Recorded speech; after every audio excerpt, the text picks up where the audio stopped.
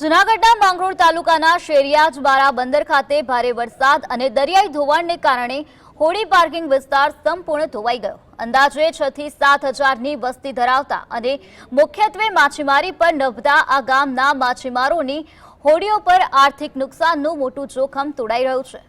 વર્ષ 2021માં શેરિયાજબારા ખાતે નવી જેટી બનાવવા માટે 8 કરોડ 36 લાખ મંજૂર કરવામાં આવ્યા હોવા છતાં વર્ષો વીતવા છતાં કામ અધૂરું રહેતા માછીમારો આજે પણ કુદરતી ખાડીના ભરોસે છે।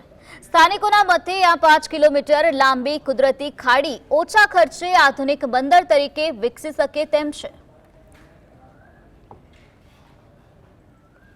પાર્કિંગ માટેની જે જગ્યા હતી એ દરિયા ખેંચી ગયું છે। અત્યારે 15 થી 17 ફૂટ દરિયામાં અત્યારે નાવ હોડી રાખવા માટે અમારા પાસે જગ્યા નથી।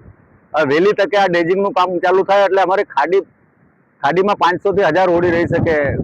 નાના ખર્ચે અમારે મોટી જેટી જેવું કામ થઈ શકે અને સેફટી દીવાલ પણ બની શકે અને જે રેતી દરિયા કાઢે છે એ પણ આ સેફટી દીવાલના હિસાબે રોકાઈ શકે અને અમારું ગામ બચી શકે। માટે કરીને સરકાર વહેલી તકે અમારા ધારાસભ્યશ્રી સાંસદશ્રી બધા મહેનત કરીને અમનું વહેલું પર્યાવરણમાંથી આ રોયલ્ટીનું કરાવી આપે અને કામ ચાલુ થાય એવી આપ શ્રી સરકારને અમે ખાસ વિનંતી કરીએ છીએ નાના માછીમારો।